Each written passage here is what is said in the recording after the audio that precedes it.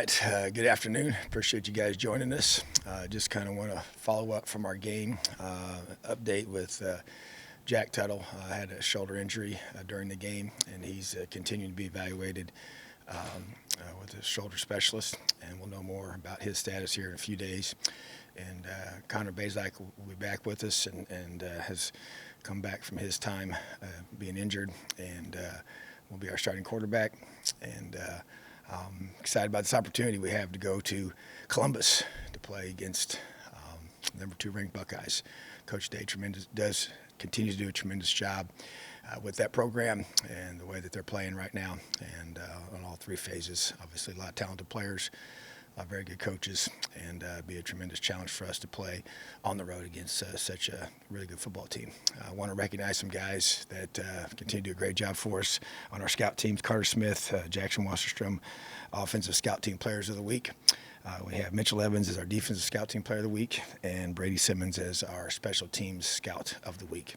So really appreciate their effort and all they do to help our team get ready each and every week. So ready for questions. Zach, then that would Tom, forgive me. I don't know how to ask this other than bluntly.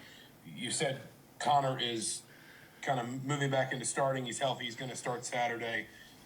Does anything you saw from Brendan or Dexter on Saturday, maybe their reaction to it, make you rethink the possibility of opening, I don't want to say the competition up to them, but giving them an opportunity to earn more snaps this season? Or is your mind, or you have the mind to just say, it's Connor as long as he's healthy from now through the end of the year? I would say that I saw enough from Dexter that I was very encouraged by the way he responded and the way he played. Like the way he threw the football.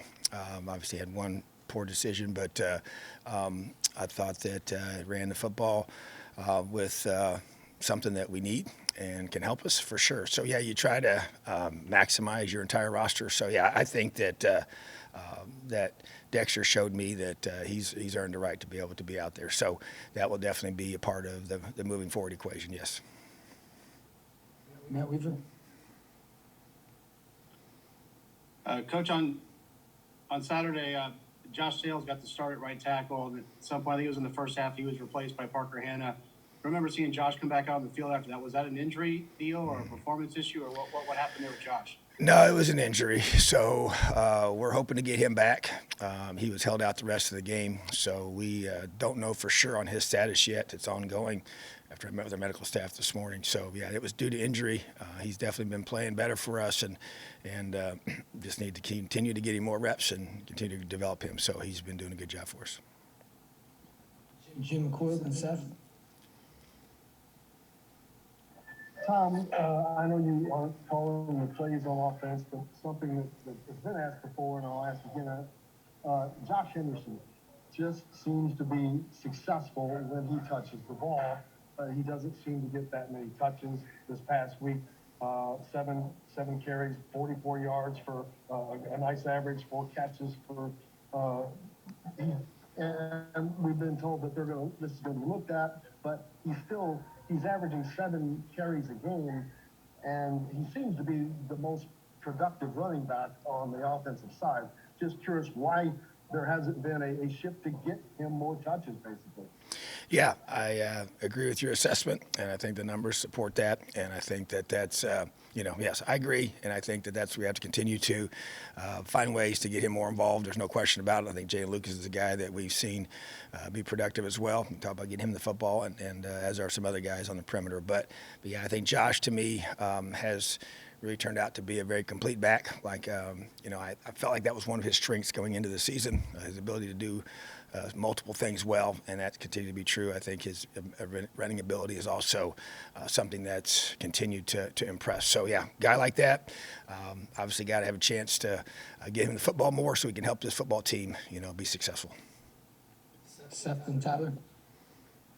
Yeah, I wanted to ask about Connor's injury. I mean, you said he was dinged up. I guess what was his injury? Like, when did that happen? Also, I didn't think I saw him on the sideline during the game with the rest of the quarterbacks. So, I'm wondering where he was during the game. Was he practicing last week? And I guess when did you know he wouldn't be able to go? Yeah, he was in the press box, communicating with our staff, helping us in that regard, as we've done with one of our quarterbacks each week. And so he did not practice, and he is healthy now. And so he was beat up pretty good. So there's multiple things, and just wasn't able to. I believe play at the level we needed to play at to be able to be what we needed him to be. So that was the reason for him not being there. But yeah, he was in the press box. Tyler, then Ken Byco. Hey, Coach. Hope you're doing well. Wanted to go back to Dexter. I guess just what all do you remember from his recruiting process and kind of watching him develop as a recruit?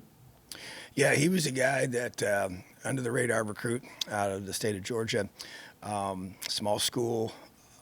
I do remember when I went there to make my in-person visit, and you only get so many of those as head coach. Just the way the community there, the school community he was a part of, just raved about him as a person, as a leader, his character, just the way he treated people. Obviously, his athleticism on the football field was noticeable at a high level, but the character piece, that's what I love about him, and really, in that position as a quarterback. And then, he was one of those guys that, we kind of had him on the list of priority, and we were very honest with him about that. And we were kind of waiting on another guy to make his decision if he was going to come or not. And when he chose not to come here and go somewhere else, then we gave Dexter that spot to be here, and he immediately accepted it and was so fired up to come. So just a guy that's extremely well liked on our team, highly respected. Obviously had a tough injury, since he's been here, losing the whole year with his ACL. But yeah, just recruiting him, just enjoyed the process. Just such a appreciative, thankful.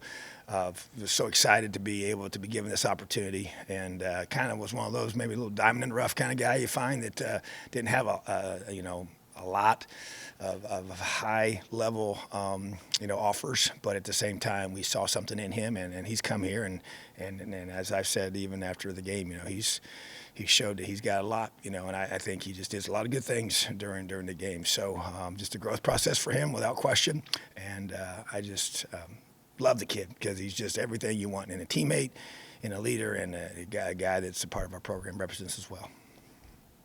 All right, Ken, then Mason. Coach, you had obviously 2-10 last year, 6 straight losses this year. How do you keep guys from getting numb to the losing and keep their energy up as they struggle week after week? Yeah, it's a challenge for sure, when you have continuous setbacks that are tough, and but you share with them from your heart to theirs. You motivate them, you encourage them, challenge them. You really, I think, you appeal to the core of who you are and why you do what you do.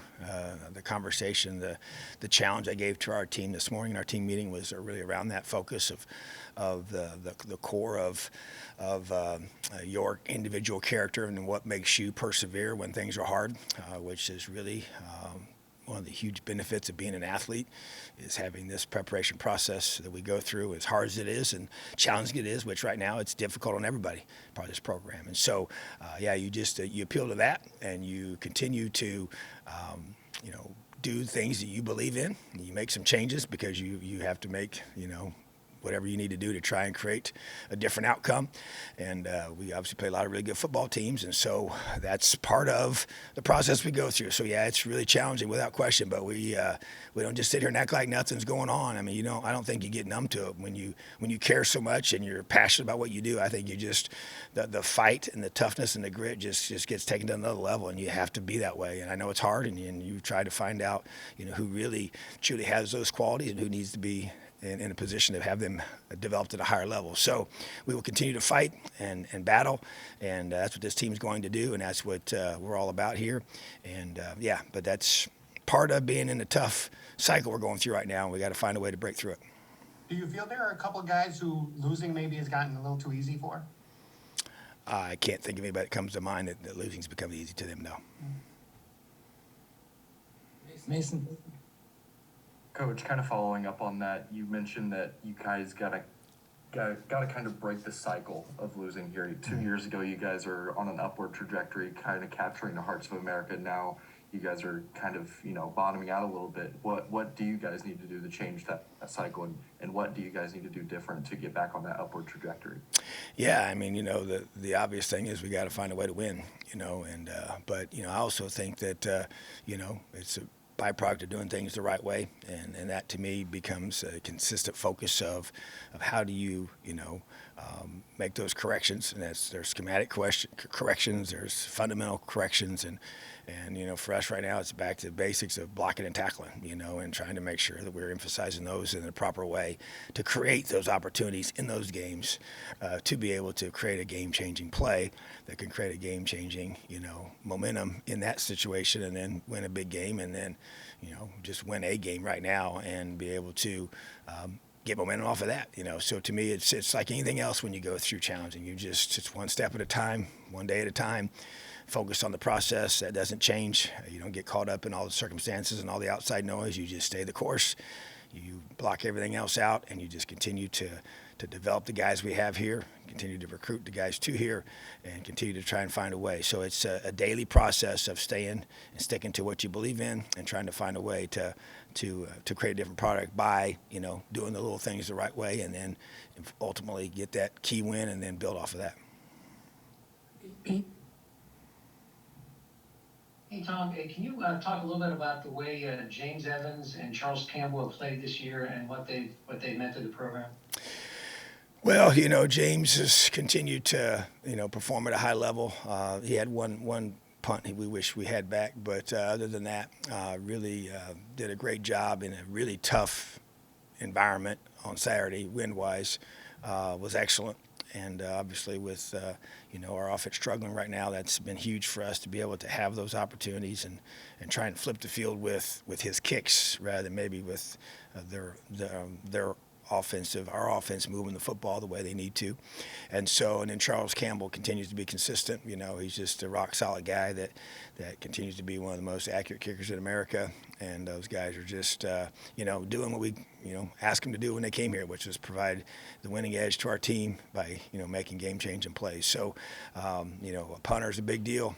I believe in that. That's what we've always emphasized, getting guys in those positions and going out and recruiting the best that we can find that fit us and can do a great job for us. So James has continued to punt at a high level, and it's been neat to see him develop into the kind of punter that I thought he would be when we recruited him. And then Charles has really just proven to be pretty clutch, which is a great quality for a kicker. You can have a strong leg, but if you're not clutch in those pressure moments, it really doesn't matter. So he's continued to be a guy that, when the pressure's on, he's at his best.